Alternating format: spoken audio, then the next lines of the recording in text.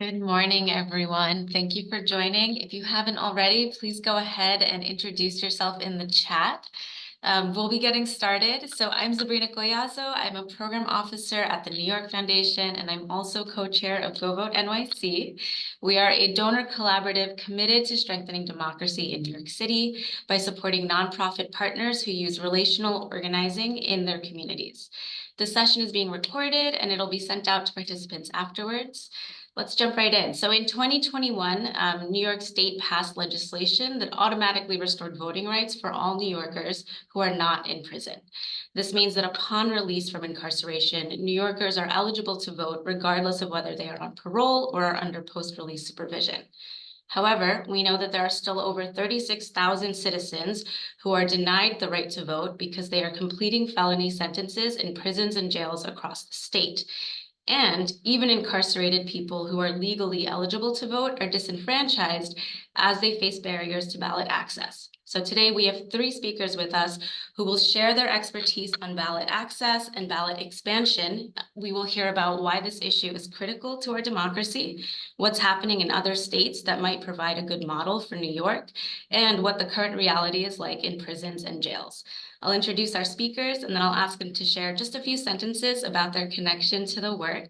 So today we have Victor Pate, who is coordinator of the Vote in New York City Jails Coalition. He's also co-director of the New York Campaign for Alternatives to Isolated Confinement. We have Nicole Porter, the Senior Director of Advocacy with the Sentencing Project. And we have Marlon Peterson, Executive Director of College and Community Fellowship. Let's start with you, Victor. Why don't you share a few sentences with us about your connection to the work? Sure. Very well. Good morning. Good morning, everyone. So, as Sabrina had articulated, my name is Victor. I'm one of the coordinators of the Vote in New York City Jails Coalition, as well as one of the co-directors of the New York Campaign for Alternatives to Isolated Confinement, as well as a formerly incarcerated person, and been engaged and involved with the voter re-enfranchisement platform for maybe about 6 or 7 years now. And I was a part of each and every stage, from the point of people coming out on parole, having the right to vote by executive order first. And then in 2021, we were able to get that codified. That made people immediately eligible for voting without waiting for an executive order. And now we are currently a bill pending in the New York State Legislature to have people rights restored, but more importantly, people's rights to vote should never, ever be taken away, because the thought, what does the conviction of crime have to do with their right to vote? I'm quite sure there's a lot of conversation to be had around that. So that's it for me. Thank you so much for having me. Thank you, Victor. Nicole, would you also share a few sentences with us? Sure. Well, good morning, everyone. I'm Nicole Porter. I've been with the Sentencing Project since 2009. And was politicized around this work because of incarceration in my own family, particularly my brother's incarceration in my home state is Texas.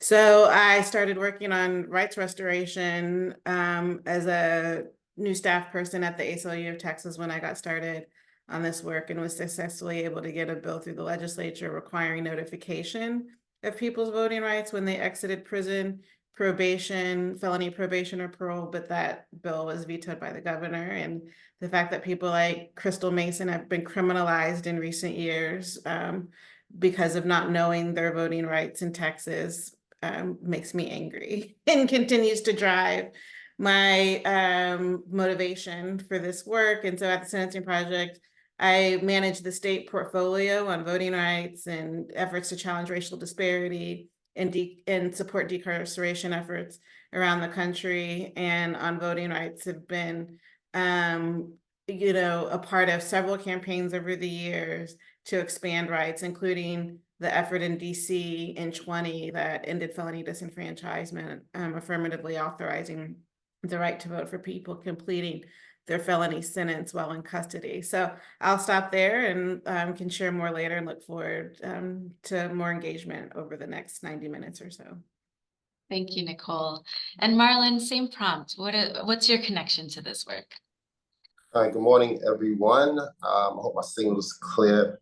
So my name is Marlon Peterson. As Zabrina mentioned, I'm the executive director of College and Community Fellowship, and I get to represent a demographic of justice impacted women who have demanded that their voices be heard in all capacities and all parts of our society, namely at the ballot, as women, as justice impacted folks, and myself, who's also justice impacted. I always give the story a little funny. I think the statute of limitations has now passed, so I can tell this story. But when I came home in 2009, you go to the DMV and you get, to get your permit, so you have ID, not your permit, so you have your CID. And you also have opportunity to register to vote. So I registered to vote. And then when they had the second Obama election, I voted while on parole. And it's not until several years later when I had organized an event, for then public advocate Patricia James, where someone said, if you're on parole, you cannot vote. And this is before it was shifted in New York State. And nothing happened to me. But the reason why I get to share that now is sort of similar to Nicole, and I think part of this conversation is that there's so much confusion about who is eligible, who isn't eligible. There isn't just enough information. There's enough advertising around it on all strata of society. And I sort of fell into that gap. Unfortunately, there are folks who are being criminalized for it. But yeah, so that's my connection to this very important conversation.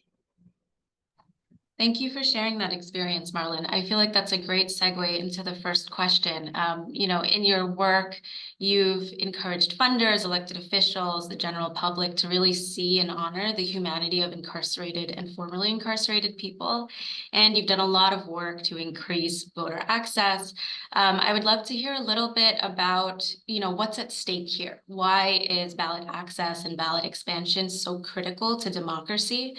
And just, what are your thoughts on justice impacted voting? Yeah, it's essential to democracy, to civil society. When it comes to folks who are justice impacted, there's this sort of prevailing notion that we only care about issues that relate to criminal justice system. And we all, and that's a misnomer, and it's largely a misnomer because we know that there's so many other feeders that contribute to why we have such a huge and inhumane criminal justice system. We look at the school system, we look at sanitation, we look at housing. All these sort of issues connect to incarceration as a feeder, the foster care system. And so why this is such a big issue is that our folks need to be able to speak to the problems and the solutions in all of those areas, right? And the way that starts usually is on a local level, right? It starts on a local level, which a district leader, a community board, but definitely going up to city council person, assembly person, state senate, and then we get to the federal level. I bring that in because if our voices aren't at every segment of society, you're missing out. Society's missing out on the gifts that we bring. So it's important that access, knowledge of access, but also thinking about access and, Victor speaks to it, but also access to our folks who are currently inside, right? A lot of our movements in terms of progressive movements in society have been started by people who have been currently behind a cage. We go back as far as, international, like Nelson Mandela. There are gifts that they bring, and it's important for folks who have that access to be able to get access to the ballot and even to be, I'll think about it a little, I'll speak about it a little later, but, even if we need to think about, being able to restore rights to folks who are currently incarcerated, who are beyond misdemeanors, where, access in other states. But I'll speak on that in a few. But yeah, we need to be able to have our voice in every strata of society because the carceral system just happens to be the product of so many other failed systems. Before I ask follow-up questions, I wanted to see Victor, Nicole, did you have anything to add? Do you want to piggyback off of Marlon's comments? Yeah, so I'll be really brief. I think Marlon covered, expertly. And I would like to say that, in order for you to be a part of the change, you have to be involved in that change. But it's more importantly for you to be informed and educated in how to bring that change about. Every facet of our life, on every level, on every platform, ultimately comes down to the decision of a vote, somewhere, somehow. somebody's voting on something somewhere. And those of them that are in these positions of decision-making were placed there by we the people. And they're supposed to represent the voices and the issues of the people. But if we are not a part of that group of people who have a voice or even have a say in what policy and what laws that effectuate our lives, and we are doing ourselves and our community a disservice by not being participatory within the civic engagement, and especially for those of us that have been justice impacted. And I say this from what I have seen happen, the changes that have happened as a result of engagement, civic engagement by the justice impacted. I know in New York, we got the first formerly incarcerated assembly person, Eddie Gibbs. And we were part of that, making part of that happening. On the local level, we had Yusef Salam, formerly the Central Park Five, which is now known as the Exonerated Five, who is now a council person. So that goes to show you that this is real and that what can really happen if we engage civically, if we engage, as Marlon pointed out, on each and every level of this system to have our voices heard, which normally in our cases are marginalized and unheard. Well, guess what? We have an opportunity to be heard. We have an opportunity to be engaged. We have an opportunity to make real systemic change. And why not those of them? Quotation from Glenn Martin, those of us that are closer to the problems are closer to the solution. Who better than to be the engineers of change than us who have been victims in some cases of the systemic, disproportionate, racist system that's operating on a level that is. The way we change it is that we have to be involved civically. We have to be involved at every table. And if it's no chair, we're going to bring our own chairs. And that's about all I want to leave room for Nicole. I have nothing to add. I think both of those comments were very well said. Marlon, if I could ask a follow-up question. So you talked a little bit about, kind of the feeder issues, and not looking at criminal justice as the separate silo or its own bubble.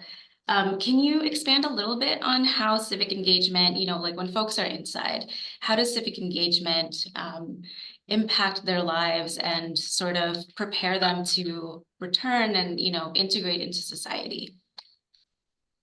Yeah, I mean, when folks go away, they're not abyssed from the moving society, right? They're not abyssed from. They're not totally. I mean, we may be away for a period of time, but what happens outside affects them, impacts them.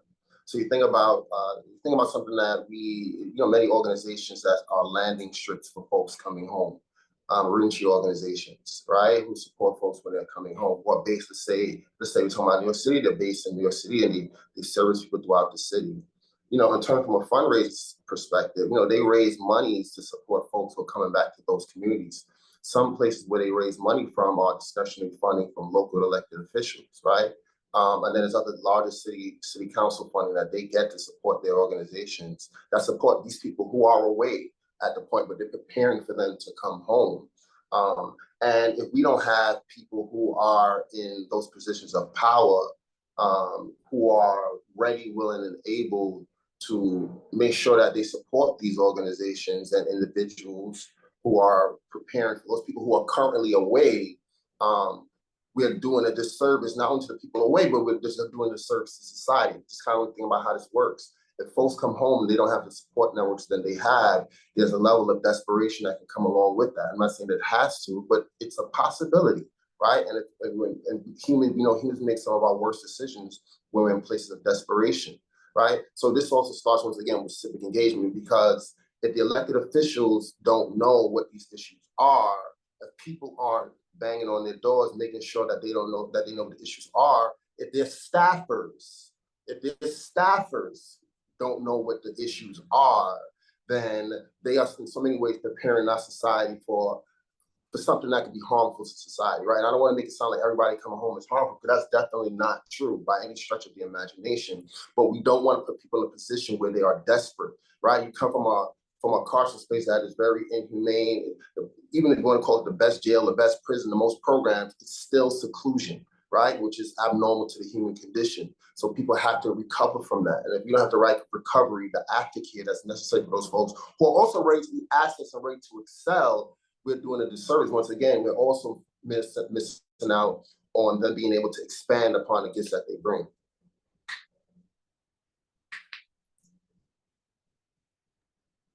Victor, Nicole, anything to add there? I'll add something. I mean, I think one of the things to not dismiss, even though New York was never in the Confederacy, is that the history of felony disenfranchisement, I mean, it does predate the post-Reconstruction era, but it, significantly expanded in this country following the end of the Civil War and the end of Reconstruction. And so felony has been used as a proxy for Blackness to specifically disenfranchise, at the start, Black men from the electorate and eventually Black women. And because mass incarceration took hold in the early 70s, the number of people disenfranchised really, significantly, substantially increased over the last 50 plus years at this point. So not just expanding rights in New York, the last frontier on that is to end felony disenfranchisement outright, to Victor's earlier comments, and to expand the vote to people completing their felony who are still in custody. And then also for people who are currently eligible to guarantee that ballot access through intentional engagement efforts. So that is a racial justice issue that is around making sure that if there is a promise of America or the American project is fully worked on, is actively being worked on in our time through work such as this, because of its history, particularly its history in the South, and how those ideas have been exported around the country, given the laboratory of democracy and the expansion of felony disenfranchisement in other jurisdictions around the country. And I'll just add that community safety is a part of the conversation that we talk about when emphasizing the potential impact of guaranteeing voting rights for people with criminal conviction histories. There have been a handful of studies comparing people who vote with criminal conviction histories to those who don't, particularly in states that disenfranchise people after incarceration, so states like Minnesota and Tennessee. And those studies have found that community engagement, that civic engagement, to use Marlon's words, can help reduce future contact with law enforcement. And it makes sense for among the reasons that Marlon and Victor have hinted at, including their lived experience themselves. I mean, voting is an indicator of pro-social involvement, much the way education is, to the work that Marlon is doing, much to the way that family connection is, to the work that others are doing, particularly through reentry services. So, if we think about what are the opportunities to continue to engage people who have been marginalized or are at risk of future or additional marginalization, then guaranteeing their participation in the franchise through their right to vote, and then creating a culture, supporting a culture that embraces that, and where people never lose it. So there's never any question about people's full membership in society, particularly given the history of this country, and even given what this country is working through today. And we can get into that and connecting this conversation to some of the other movements and pro-democracy movements and social justice movements that are happening. But that work and the intersection of that work offers a pathway to counter the narrative, particularly given the moment we're in, and that one of the underlying indicators that this helps prevent future law enforcement contact for a range of reasons, not just about the individual impacted, but also the system itself, and creating some structural changes within the system itself, that contribute to preventing that future contact is something that hopefully people are moved by, that this is work worth supporting. And it's an active strategy around community safety, around addressing the marginalization of a community of people that have been systematically disenfranchised since 1619. And this is a continuation of that work. Is, you know, something to really center and keep hold of. Nicole, I'd actually love to keep going with you. So, you know, you have this wide view of what's happening across the country. Could you say a little bit more about some of the, you know, victories, trends, the credible bills that you're seeing in other states that we could perhaps use here to guarantee that right? Well, again, the last stage for New York to do its work is to end felony disenfranchisement. And so to expand the vote to people completing their felony sentence in state prisons and jails. There are credible bills that are pending. Victor mentioned one in New York State itself, but there are also credible bills in other states that have been introduced over time. There's an active bill pending in the Illinois legislature right now. Actually, today is an advocacy day, a lobby day for the group Chicago Votes, who in their coalition, their Unlocking Civics Coalition, including a think tank at Statesville Prison in Illinois, who have been anchoring that conversation for several legislative cycles.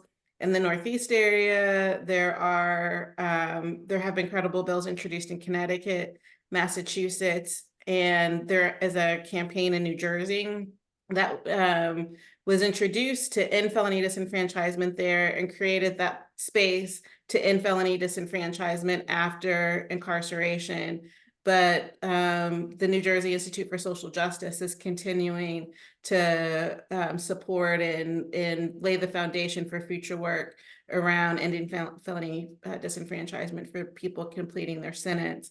And there are bills that have been introduced in other parts of the country as well. A bill in New Mexico actually made its way out of the State Senate in 2019 and has been reintroduced to end felony disenfranchisement in that state because of that bill that was introduced, and then the advocacy conversation that developed and emerged following it. The state did important work last year in ending felony disenfranchisement after incarceration, so reinstating rights for people, some 11,000 people in the state of New Mexico. And there was also major legislation last year expanding voting rights after incarceration to people in Minnesota.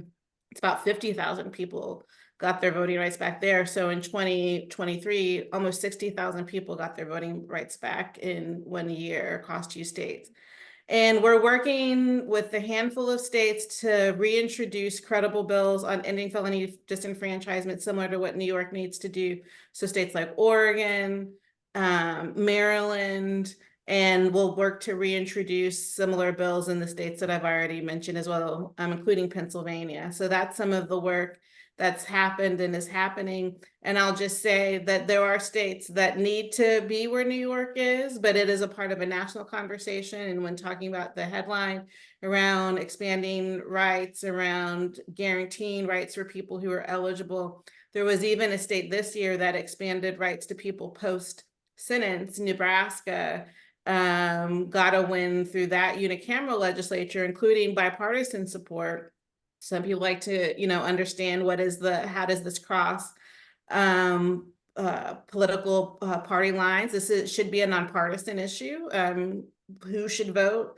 Guaranteeing the vote should not be around who they will vote for or how they politically identify, but should just be about guaranteeing people's full participation in civic life and civic society. So Nebraska actually ended that post-sentence waiting ban after many years, led by a Black Nebraskan who was driven by the history of Malcolm X and, you know, who has his own roots in Nebraska and was successfully able to get a bill through there with, you know, cross-party lines, and some 7,000 people are going to get their voting rights back in July and hopefully can vote in the November election. Marlon, were you going to add something? I was gonna say, saying thank you for that. That like is super informative, and just mentioning Malcolm, who we should be a little bit pleased that we're at a place where we're advocating for. We're not, Malcolm used to say the ballot or the bullet, and that was Malcolm, the ballot or the bullet. And what I'm saying here is that 60 years after that man, was advocating for, as a formerly incarcerated person, was advocating for that, for people's right to vote back then, by any means necessary. I mean, we're saying that this is a continuation of that, and all the work that's being done in all these other states. It's amazing to see that, so many ways, just acknowledging that person and so many other people of that era, that their work is coming. There is some, you can see some fruition of their work, but it's obviously still a ways to go. Yeah, absolutely. You're right. It's amazing to see how far we've come. We still have a ways to go. And Victor, I would actually love to hear you say a little bit more about where we need to go. So I know that you're, frequently in prisons doing voter registration. You're making sure that folks know what their rights are and how to access the ballot. Could you tell us a little bit more about, the challenges and opportunities that you're seeing in real time, in real life, as you're doing your work? Thank you so much, and that's a good question.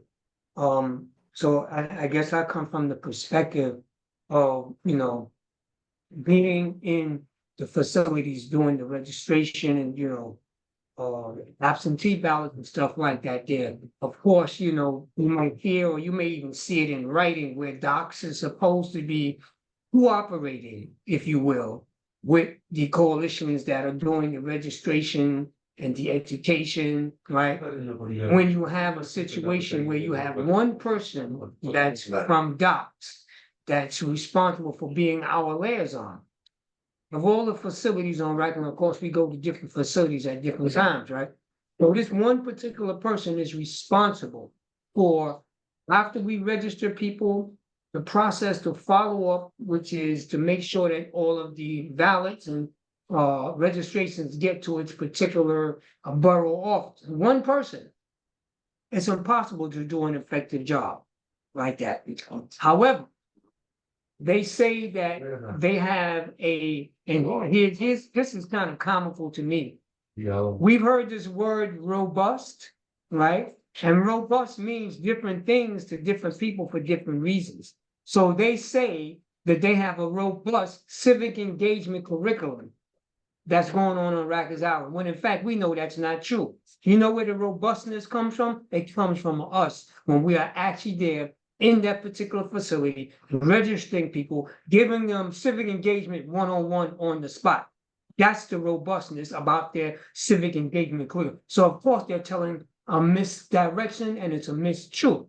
And if in fact they wanted to actually have people educated and being fully informed about civic engagement and how it affects them, then they would have implemented a civic engagement class or course, which we have proposed to them for over 2 years ago. And we still have not gotten that done. So we need to have a real substantive civic engagement curriculum on Rikers Island, so that people can understand how and why to be able to use their vote. That's number one. Number two is the fact that we need to have an actual polling place on Rikers Island. Because if they are supposedly having full access to the ballot box, what about a polling site? What about early voting? What about all of that stuff that we out here normally have access when they say full access to the ballot box? Doesn't mean that access should stop at the gates of Rikers Island, which is the case right now.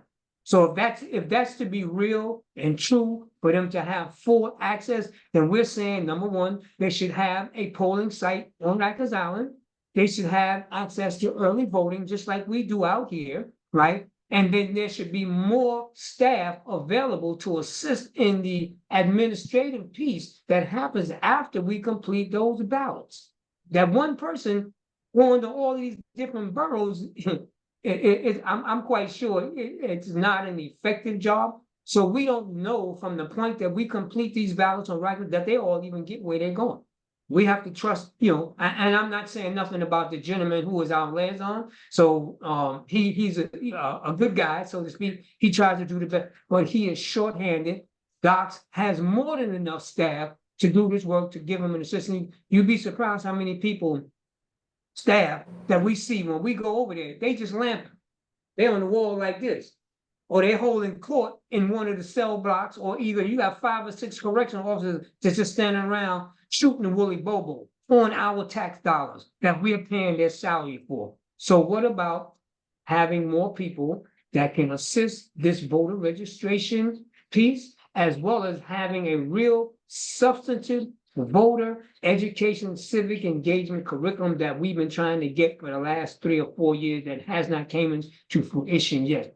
Just having the right to vote is not enough. You need to know what that means. You need to know how that applies. One of the things, and I'm gonna shut it off in a minute. One of the things that is kind of difficult, and I know Marlon, you ran into this, and we still run into this here. People saying, no vote doesn't count. That don't make a difference. Who I'm gonna vote for? You know what I say to those guys? Because I get into this with them all the time. I say, hey man, how did you get here? And they look at me like puzzled. What do you mean?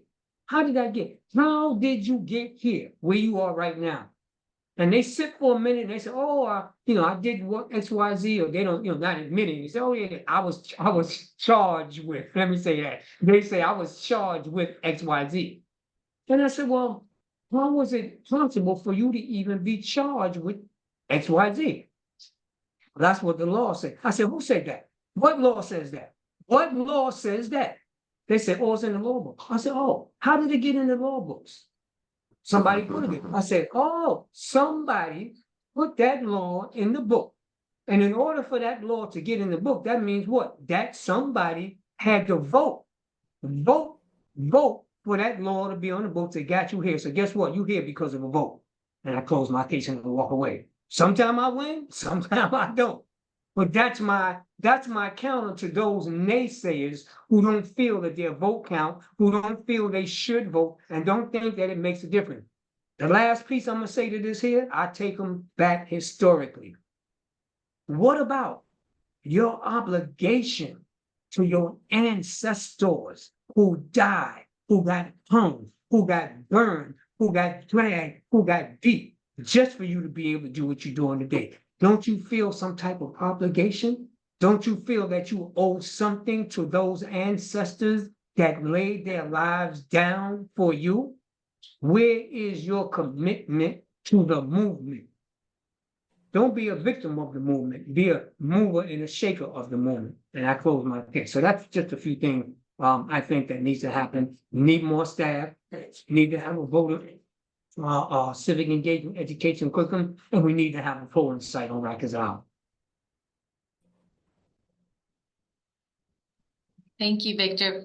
Anything else, Marlon and Nicole, to add around the challenges, opportunities that you're seeing on the ground in New York?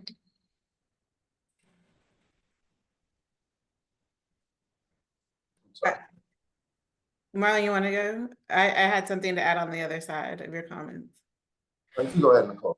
Well, I just wanted to say that given Victor's sort of agenda around what needs to happen, that just this week or within the last week, some very exciting legislation was adopted in Colorado at the state level to require polling stations in all county jails throughout the state. So that's the first state that I'm aware of that has codified into law that all of the county jails throughout the state are required to have on-site polling. And so that is building off of an effort to do that, and would be very encouraging if New York, if Rikers, if other county facilities, other county jails, local jails throughout the state also had on-site voting. There's a range of reasons why it's important, including ease and access to the ballot. I also think it contributes to transparency within the local jail, within the jail. There's anecdotal stories, and there needs to be more research on this, but there's anecdotal stories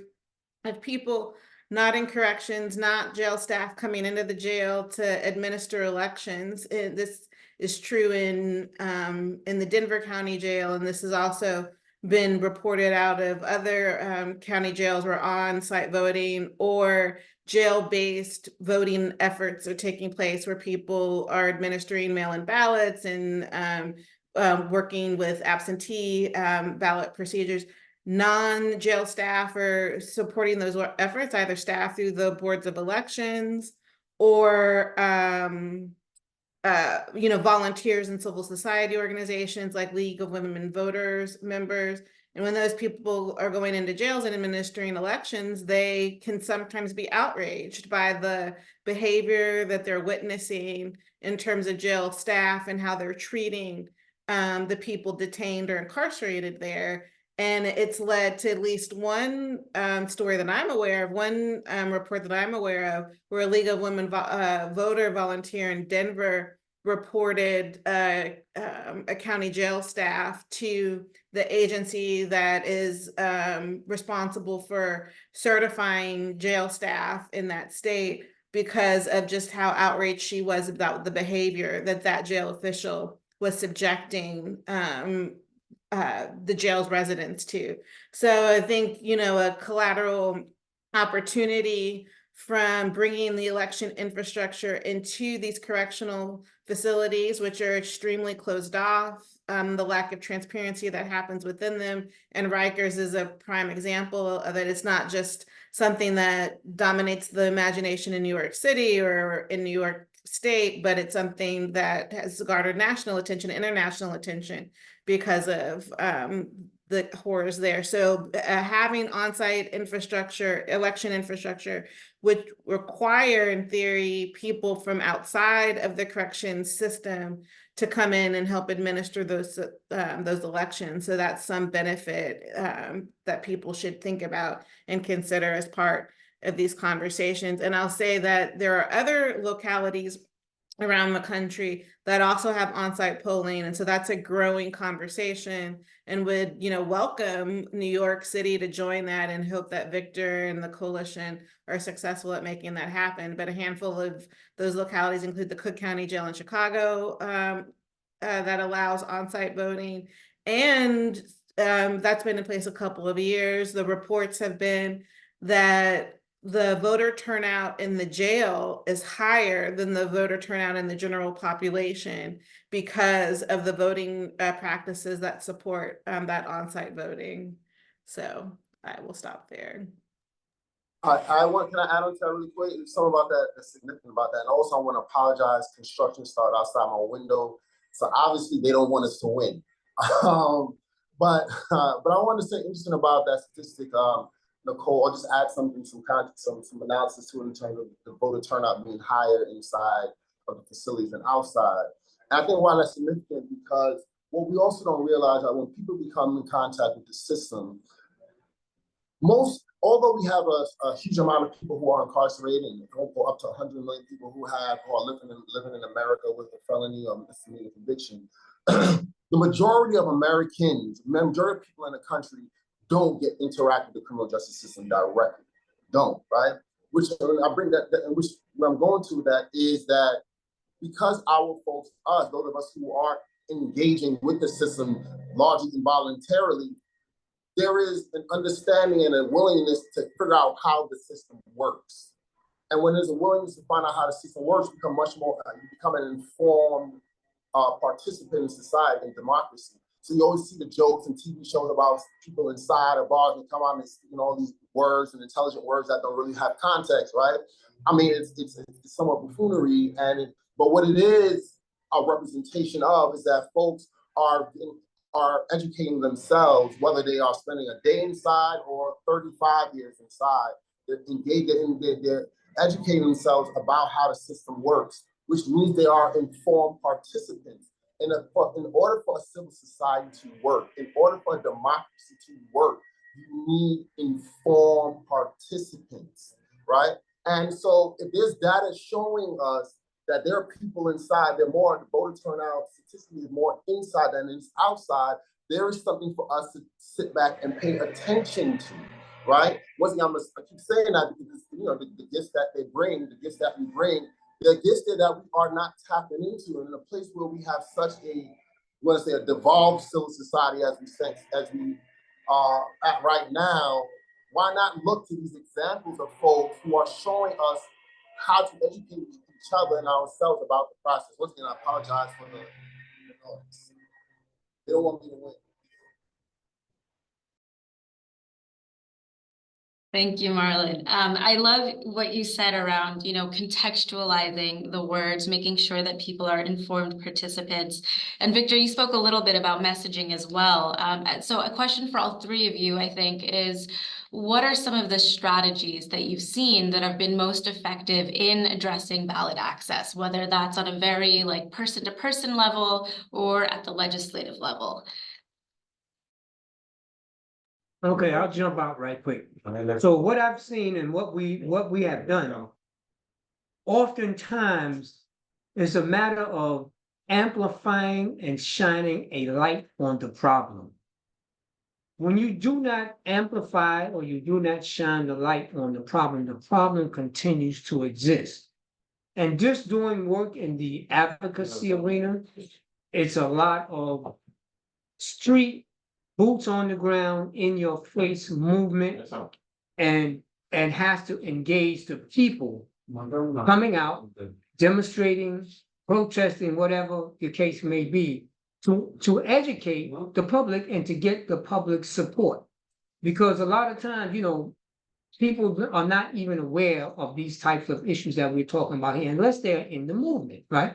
So a lot of the tactics that we're using is, of course, we go to the Board of Elections, right? We are out there in front of their office. We are pushing and amplifying the need for a polling site on Rikers Island, right?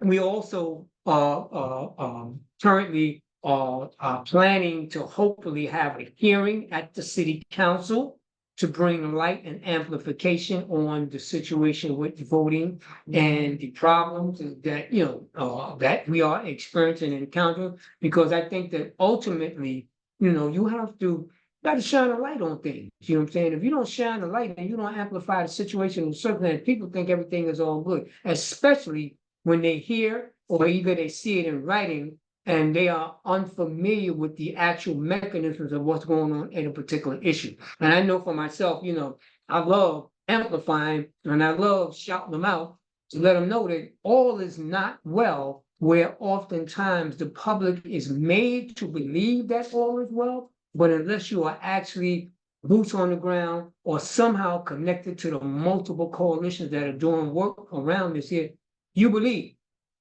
So and I'm saying, those of us who are doing the work, all of us here, have the responsibility, but also part of the responsibility is to make sure that the message get to where the message needs to go. So I think that doing, for us, strategy in terms of our rallies, our protests, our hearings, forums like this to educate people is an excellent platform to get the word out, to educate people, but also to hopefully engage other people that they will become engaged or want to be engaged, get involved in things like this here now that they know what the issues are.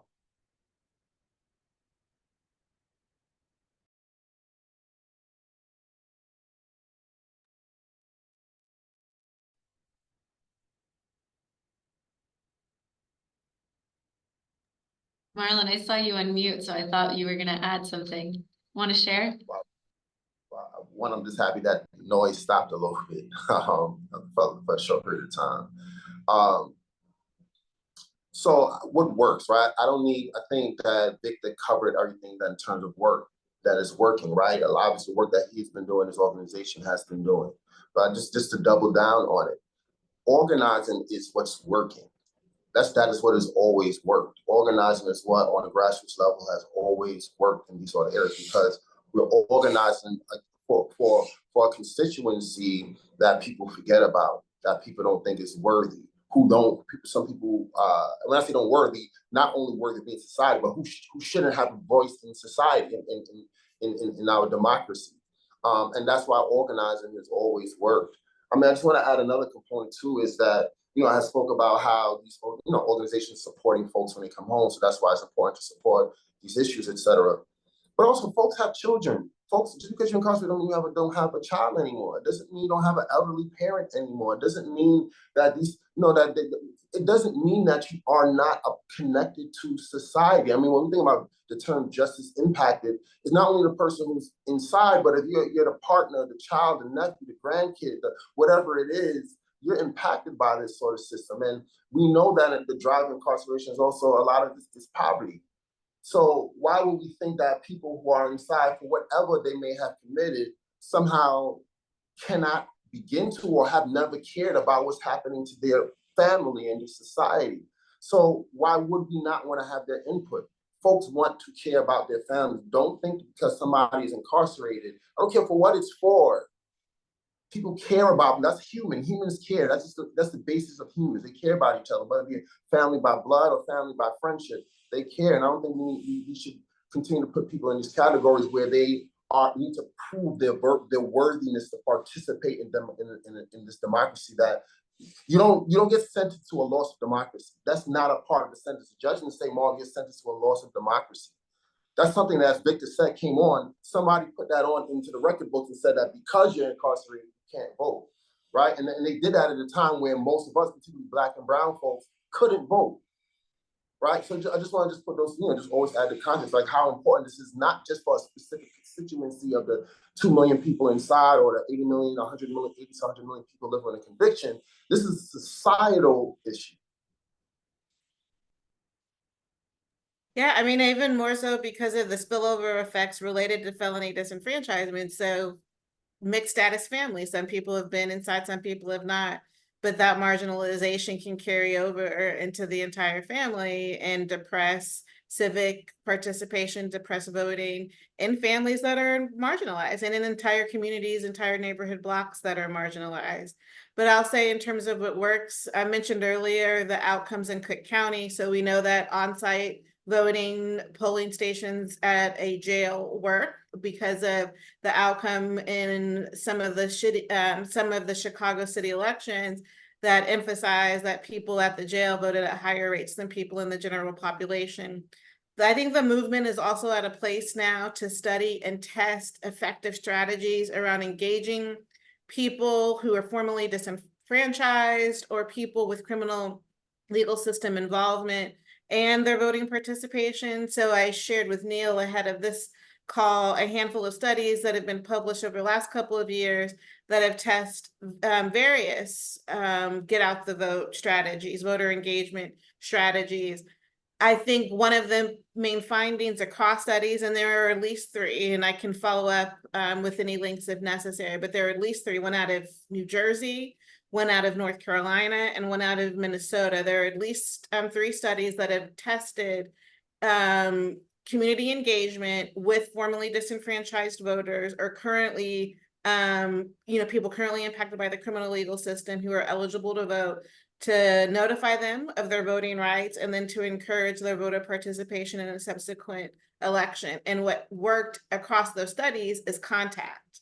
Making sure that there were supported efforts to actually contact people and to develop active lists with quality information to engage in that contact. So the methods vary from sending a postcard with voter registration information and follow-up information. In the New Jersey study specifically centered the perspective of a formerly disenfranchised man who was working at the New Jersey Institute of Social Justice and being the author of a letter to the list of formerly disenfranchised residents in the state, encouraging them to vote because of the written record of his lived experience and why he was passionate about voting. And the Minnesota study tested phone banking and text banking over a 4-week period leading up to the 2022 election cycle. Those groups that helped partner on those studies were community-based groups that used organizing, that used outreach, that used community engagement in various ways. And those studies tested the impact on subsequent elections. And they found across those studies that those points of contact helped increase voter turnout amongst the formerly disenfranchised residents. So I can follow up if any of those specific studies would be helpful to people on the call, but we know that the one specific contact is a point of intervention that works, and that engaged contact across different methods, either from mail that centers the lived experience of a formerly incarcerated, formerly disenfranchised person, to a phone bank, text bank strategy can help improve voter engagement and voter registration for formerly disenfranchised residents. Thank you for flagging those studies. Neil will include the links in the follow-up materials along with this recording. Before we do Q&A, I want to ask all three of you to give us 1 or 2 sentences. What can funders, advocates, other participants, the folks on this call, what can we do to support this movement?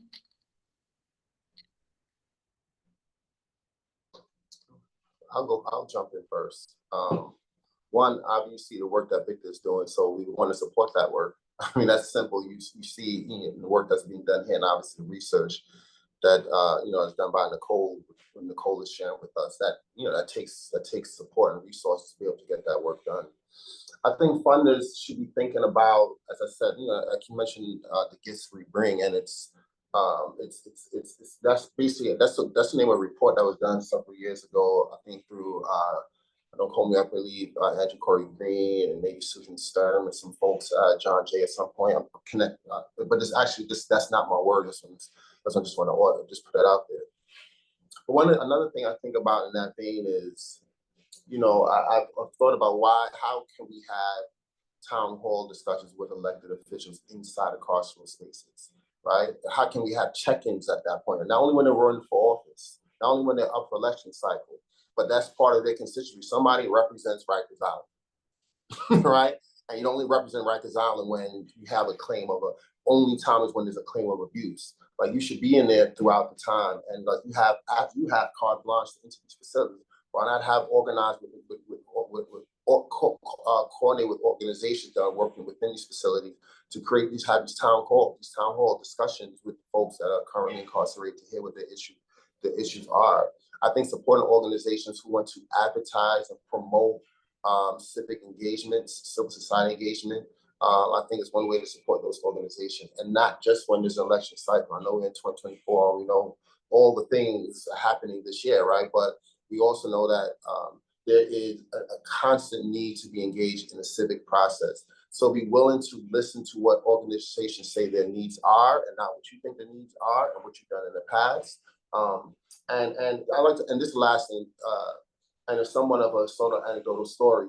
And Victor, I'm sure you might relate to this. But we think about the 7 neighborhood study, right? Just a study that people tout around so much about. At one point, 85% of New York State prison population came from 7 neighborhoods in New York City, right? Bedside, Brownsville, Harlem, South Jamaica, all these sort of things, South Bronx, right? And others. That whole study was created and researched and created by incarcerated people back in the late 80s, early 90s. Now it's moved on, but that study has led to policy shifts by incarcerated people. That's what I'm trying to talk about, the genealogy and seeing where the gifts that folks bring. These are men people who were incarcerated for 20 years or so, and around that, and they created that study that we use today in so many of our reports that elected officials now use, and many don't understand the genesis of where that came from. It came from the gifts that people behind bars gave. So just one thing about just the title of this discussion is also is Ballot, but also expansion. And there's states and territories that already allow folks who are currently incarcerated with felonies to vote, right? And my colleagues here have informed me in PR, Puerto Rico, DC, Vermont, Maine. Like, they already do that. I think we can be thinking about that. Why cannot we? What harm does it do to society to have people who want to be engaged in the democratic process? Powerful words, and I think I'm hearing money, give us money, general operating support, and trust the people who are, doing the work, trust the people who are directly impacted. Nicole, I see you smiling. Did you want to share a couple sentences? What can funders do? I mean, I completely agree with Marlon on that. And I think that this year is an opportunity to really support the capacity that's already in place, to make sure that the project plans, campaign plans, advocacy plans that people have probably already developed can be fully supported so that those activities and those organizing tactics can be carried out between now and the election cycle. And I think what funders can do is support efforts to test and innovate new efforts to engage people and connect them to the franchise, connect them to the ballot. And it's part of a long-term strategy, because whatever we succeed at this year will continue to lay that foundation to end felony disenfranchisement in New York. So this is building on successive efforts to eventually get across the finish line with changing the Constitution and making that last change that needs to happen. And then even then, there will need to be continued infrastructure, advocacy infrastructure, civic infrastructure that's fully supported, fully developed to guarantee ballot access. Because even in states like Maine, Vermont, states where the ballot was never taken away from people, disappeared to prison, the rate of participation amongst people impacted by the criminal legal system is still low compared to the general population. So there is work to be done, and there will continue to be work to be done, because the United States, for reasons we all know, does not make it easy for anyone to vote. Most specifically, people who are marginalized because of criminal conviction status. Thank you, Nicole. I'm hearing long-term investment. Victor, anything to add around how can? Yeah. So really not much for me to add, because I think my two comrades but about said it all. But what I would say, and I guess I would add one more piece to this, because as you all know, that the work that we do and the platform from which we do it on is actually only the preliminary, right? So it is after these policies and after these laws are passed, there is the implementation and monitoring period that has to go along with the work after, you have been successful in getting that particular bill passed, which definitely requires additional and continued funding. So yes, I'm jumping on the bandwagon, keep giving and supporting the advocates and the organizations that are doing the work they're doing. But I want to add one more piece onto this. Oftentimes, funders, they just see the numbers and the dollars and the stuff, but they don't see the actual work. And they may even read it on your reports that we have to supply to show the successes and what we did and But I think they should add another piece on it. You often don't know what that person is experiencing until you actually walk the mile in their shoe. How about coming out and being a part of these advocacies, these protests, these rallies, these educational forums, to see the actual groundwork? How much work goes into manifesting the policies and the laws that we want to see, that we want to bring about? So not just giving your money, I mean, that's good, but then there's another piece that should be added on, because you really need to see what's actually happening from the inside perspective, from the people who's actually out there doing the work. Like getting up 5 o'clock in the morning, get on the bus to go to Albany to advocate and stay up there all day till 3 o'clock. Okay, go on a 24-hour vigil that we did while we were waiting for the governor to sign the HALT solitary confinement bill. We did a 24-hour vigil in front of the governor's office in New York City. So things like that, I think would probably give our funders a broader perspective why we continue to do the work we do, but why we also need to have that physical input to help us continue to do work, so that we can even get more people to get engaged, to get involved, for us to do the forums, for us to do the educations, for us to take our people up to Albany at the seats of power to speak to the various different levels. All that takes money, and we need a continuous flow of money. So I would just add that piece on, that, come and hang out with us, see what this actually looks like, what your money is funding. You want to see the results of your money? Here's what it is. Get up 5 o'clock in the morning, come get on the bus with us. See what we have to do maybe 2 or 3 times a week to help get these laws passed, to educate people, but to make sure that there's continuity. So that's just a few pieces I would add in. Come and hang out. That's right, that's right. If we want to encourage democracy and if we want to encourage civic engagement, we also need to be engaged ourselves. I'm going to open it up to Q&A. If folks have questions, you can put it in the chat and I'll read it out. You can raise your hand. Neil and I are both monitoring the chat and the little tiny boxes.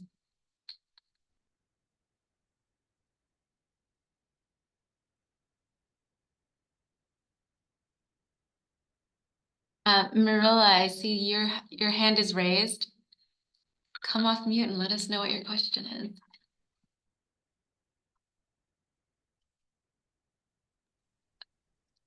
I'm still having trouble hearing you. Are other folks able to hear? Nope, I cannot hear her at all. Okay, one second. I think we're gonna put the question in the chat. And I encourage other folks as well to type it in the chat.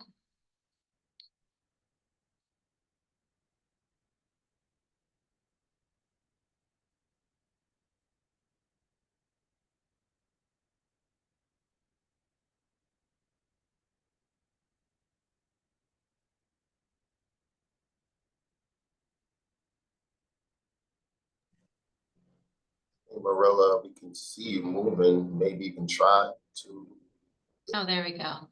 Marlon, it looks like this question might be for you. So Marilla said, I know that Marlon touched upon this earlier with the idea of hosting town halls and facilities, but I was wondering, beyond voting, are there other ways justice impacted people, specifically currently incarcerated people, can be engaging civically and ways that we can support these efforts? I would actually put that back on you, Marilla, in terms of what are ways in which you engage civically and you and your community. I don't think outside of the actual geographic barrier of incarceration, what are ways in which you and your community of folks engage civically and think about whatever that is and just think about how you can translate that to people who are currently incarcerated. Like what innovation would it require to engage folks? I understand the intent of the question. I just want you to realize that, what we can do for folks outside, we just got to translate to do with folks inside, just obviously in terms of security barriers and that sort of thing. But there's nothing, maybe Victor can speak to it probably better than I can. But the point I'm just trying to make, and I conclude here, is that folks inside, the only difference between folks inside and outside is that the in and the out come before side. That's the difference in terms of being willing to engage in the civic process. Thank you, Marlon. Victor, Nicole, I would invite you to weigh in as well. What are other ways? So thank you so much for that. Marlon gave a good answer. But I always say that, we all can't do the same thing and we all should not be doing the same thing. I think that people can do whatever is within their capacity. Like a lot of things that are becoming real popular today, digital, phone banking as a means of getting the message out, getting the word out, you know what I'm saying? Signing petitions, supporting the movement from your platform, that what is within your capacity. And I think that, for me, there's such so many things that need to be done, that needs to be fixed, that we all don't need to be doing the same thing, right?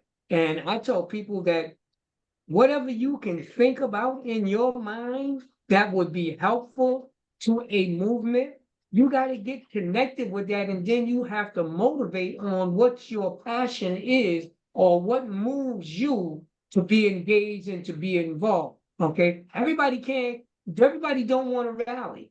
Everybody don't want to go to Albany. Everybody don't want to protest. Okay, we just don't want to do all of that. So you do what's good for you to do. But the bottom line is that you need to get connected to some coalition or some organization that's doing some type of work, whether it's in decarceration, whether it's changing laws, whatever that particular issue might be, you got to fit in where you can fit in, or how you feel the inspiration that's moving you towards your engagement and your involvement. I'll just add that I think we're in a place to be testing new ideas. Being in DC and being a part of the effort to end felony disenfranchisement, the affirmative effort to end felony disenfranchisement has created an opportunity around testing new ideas to guarantee ballot access for people completing their sentence in prison and jail. And DC is unique, so it's really an absentee mail-in ballot program, and the idea that it would be on-site infrastructure, at least in the prisons, is unlikely, given the way that there is no local prison for people convicted under DC code violations. So that's meant that there are groups in DC that continue to meet as part of the coalition that are trying to innovate and blaze a trail on how to effectively engage with people and interest them in registering and participating in the election. So, the first election would have been the November 2020 election. And since then, there have been several election cycles. And then we're testing new ideas for this year. The primary has not happened yet. It's coming up next month. And then, of course, the general election in November. And those ideas around engagement include writing a graphic novel that can be sent to people inside, and using the credible messenger strategy. So the narrative of the novel, the hero of the novel is somebody in one of the Federal Bureau of Prisons who is in communication with his sister throughout the novel, who politicizes him over the course of 12 pages. So that's an idea that a directly impacted led group, people who spend time inside at the Federal Bureau of Prisons, who understand how people that have been left behind, the most effective ways to communicate. That is one mechanism of communication that people are putting resources behind, and then trying to figure out a way to get that inside. And that's essentially a new platform around civic engagement, because it is a civic engagement story. And the protagonist of the story follows a civic engagement journey over the course of the 12-page draft. So I think, to the extent that and I would love to learn more about how ongoing conversations are happening in New York this year, and what are the spaces for those conversations to happen, and what are the ways in which support can help execute the ideas from Victor's group and Marlon's group and other groups that are on the call, to put those types of ideas into action through whatever resources are needed. Because I think those ideas can be developed, and they may be specific to the type of jail or correctional facility that civic engagement conversation is happening within, and then figuring out the mechanisms and way to resource them is a step that you can do, Marilla, and others on the call can do in testing that out this year if the capacity is there. Thank you, Nicole. This is a question for Victor from Amanda Malio. So the way you describe Department of Correction disorganization around civic engagement tracks with our experiences. What is your priority for DOC and voting on Rikers right now? And what can organizations and agencies on this call do to support? Thank you so much for that question, Amanda. I can say one of our priorities for DOC in terms of staff, they need to provide more staff for the process of registering voters, but more importantly, for the administrative process that happens after that, to make sure that the ballots get to the borough offices in a timely manner. And if perchance there happens to be an issue or problem with, the forms or whatever, that they notify us in as timely a fashion as possible so that issues can be rectified. Number two, we need to have a polling site on Rikers Island. That's a biggie, because they say that, the issue is, well, it goes back and forth. So the BOE says that it's not their responsibility to do this, to do that. The DOC says it's not their responsibility to do this, to do that. We beg to differ, because if the Board of Elections has the responsibility to make sure people have full and true access to the ballot box, and that means they should have a polling site on Rikers Island, and that means that ultimate duty falls within their responsibility. Board of Elections, polling site. It don't take a rocket scientist to figure that out, but they don't want to do it. So we definitely need a polling site. One, two. Oh, and of course, we need to have voter civic engagement education curriculums on Rikers Island specifically, because they don't have any civic engagement voter education programs ongoing at Rikers Island right now. If they tell you this here, if you see it in writing, if you hear them say it, I'm here to tell you they're telling you wrong. They're telling a lie. Okay, and they are misleading the public because they don't and they have not. I've been going to Rikers Island for at least 3.5 years now. I don't know of no ongoing substantive civic engagement curriculum that their docs is conducting on Rikers Island. Civic engagement happens when we come. When we do the voter registration, we do civic engagement 101 on the spot. Other than that, there is no program. So they need to have a civic engagement educational program. I think those are the three main things for us. And as far as organizations getting engaged and getting involved, we have a calendar, voter, I guess you could say voter, volunteer voter registration people to come in for the whole year. Yeah. So we have a link. Any and everybody's welcome to come. Okay, as long as you are not on parole or probation, you won't get denied. It's totally volunteer. There's a link, Department of Corrections, the legal aid, and we allow people to come in. Well, I think we're going in twice a month now, but there's a link that's for the rest of the year, all the way up until December, and anybody can come in anytime. Come and support us. Come and be a part of the days that we go into Rikers Island. It's always on a Wednesday, just so for you people, it's always on a Wednesday. It's usually at 8 o'clock to 2 o'clock experience, because you do not want to get caught on Rikers Island at 3 o'clock. You know about that, right?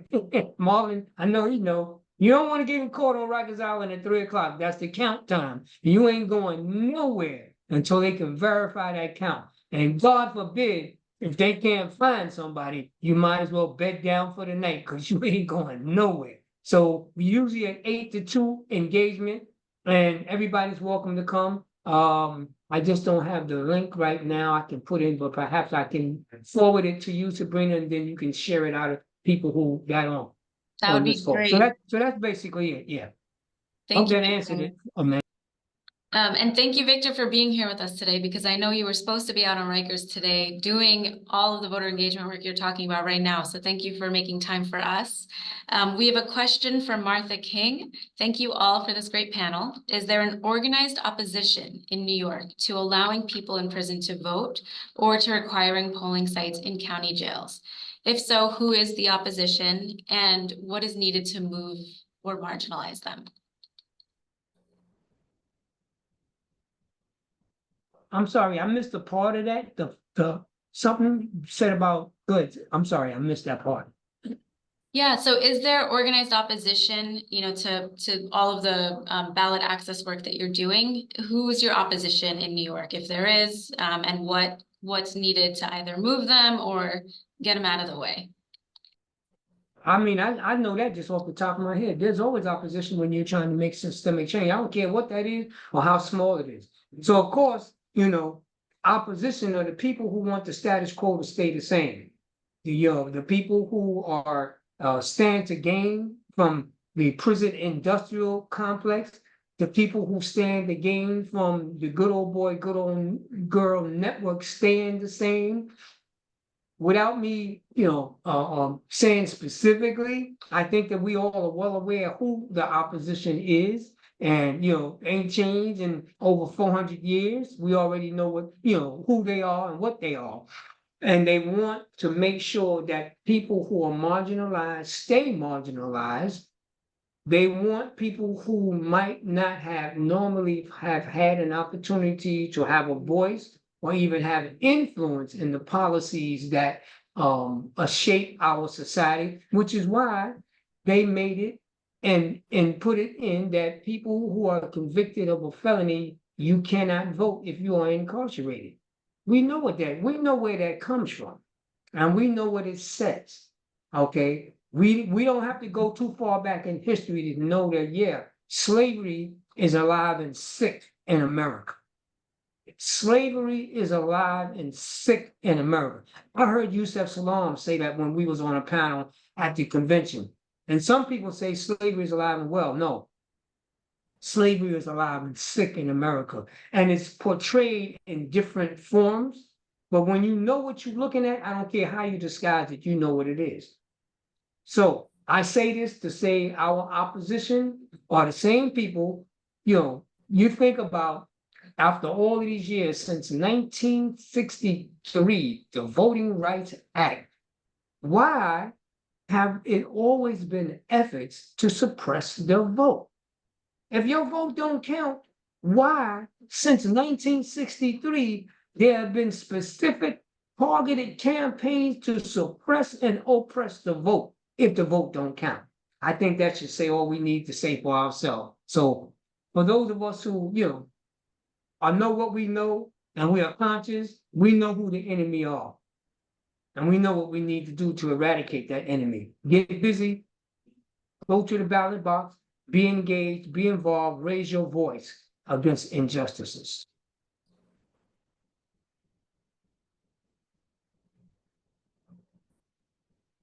Nicole or Marlon, did you want to weigh in? Thank you, Victor, by the way, for keeping this such a 501c3 conversation.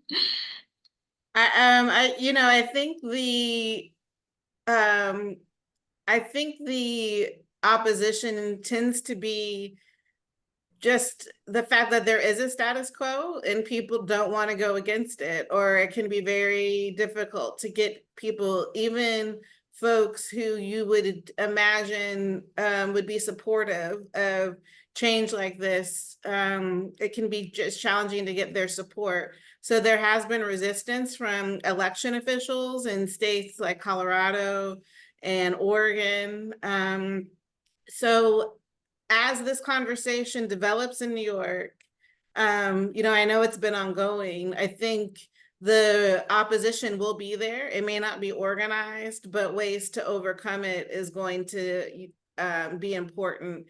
And it'll just be around, trying to work against that wall of resistance that even comes from people who might be aligned on other pro-democracy efforts. But just because it hasn't been done, this is a new area, the ideas to be implemented will be new ones, new practices, just that wall of resistance from people who were in, bureaucratic positions to embrace these policy changes and then implement them will surface undoubtedly. And so there will need to be effort to overcome that resistance.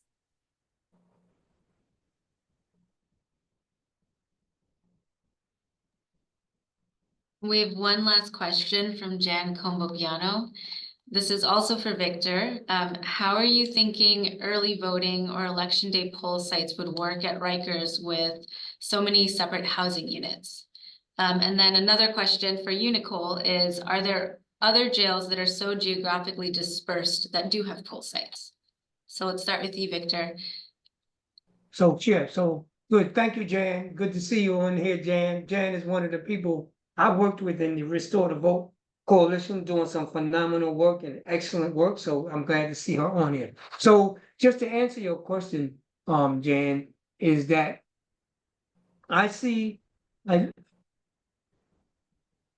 this is what I look at, right? Like I say, is that we are constantly striving for change, right? We're constantly doing, the work that we do on the various different platforms and stuff like that there, right? I think that it can really be easy. You know what I'm saying? They always say, oh, we can't do this, we can't do. You can do whatever you want to do. Just like when you say it's no money. We know it's money, but you have select things that you have selected money for, and some things you have not selected money for. I don't think that it's a big issue. So yeah, there are multiple facilities on Rikers Island, but I'm quite sure that there is enough money in the budget to make sure that each facility, when it comes time to vote, has a polling site machine. Even if you have to do okay, so we're gonna be at this facility at this particular time today. And we're gonna go the next facility based upon who, how many people you have registered, how many people want to vote, etc. I mean, it's not an impossibility. It don't take a rocket scientist to figure this out. If I can figure this out, I know how to get this done. Give me the machines and I'll show you how to get it done. Okay? But you ain't gonna do that because guess what? Then that means that the system will work the way the system is supposed to work. And there are people who don't want that. So of course, they're continuing to put these impediments to say, oh, we can't do this here because of that. Oh, we don't have enough machines to go. You got enough machines to go anywhere you want them to go, when you want them to go, and you got enough staff and you got enough money. I just think that we just have to put enough pressure on them to let them know that we, the people, will not stand for them not doing their job. We, the people, will not allow them to continue to disenfranchise people. We, the people, will not allow you to continue not to give people full access to the ballot box that are eligible to vote as they should, as though they was in society, although they are a part of the community, even though they're not in the community, they are still a part of the community. And I think also that's just part of the restorativeness and the rehabilitative process of people coming back out into our communities. Thank you, Victor. And I'll just add about to Jan's second part of her question. I think there will be jails in non-urban areas that will have polling sites in Colorado, given the law that was passed last week, and there will be work to implement that law because that is a state law that requires polling locations in jails throughout the state. And so it will take some time, but studying the implementation of that law and also knowing that that is happening because of a state requirement is something that New York should understand, and that people who are interested in bringing the election infrastructure into non-urban jails, that is work happening in certain jurisdictions around the country.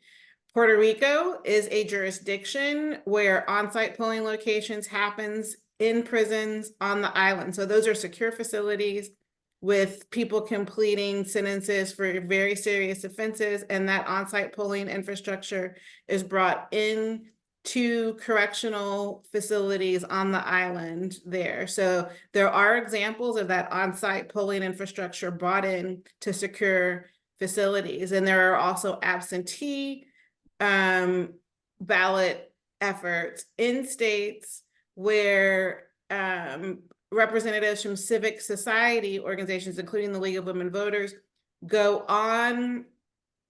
into local correctional facilities in rural parts of the state, bringing ballot infrastructure, bringing election resources into the correctional facility. So those are not those are not on-site polling locations, but those are examples of ongoing efforts to guarantee ballot access in rural suburban jails in places like South Dakota, and in places like Texas and Washington State, where volunteers create mail packets, absentee ballot packets, and deliver that to the jail facility in coordination with jail staff. So there are a range of examples of how that's happened, but of course, bringing that election infrastructure into the facility to allow that on-site voting would be number one on a list of recommendations to implement as part of these conversations. Thank you, Nicole. That's all of the questions we have time for. Thank you so much to you, Victor, Nicole, and Marlon, for sharing your expertise with us and for telling us what needs to get done to fully restore and guarantee voting rights in New York State. Thank you to the panelists. Thank you, Neil, GoVoteNYC, for putting together this webinar. We will follow up with the recording and with some of the links that our panelists have shared. And if anyone else has follow-up questions, you can email either Neil or myself, and we'll figure all of that out. So thank you again. Thank you, everyone, and have a great day. Thank you.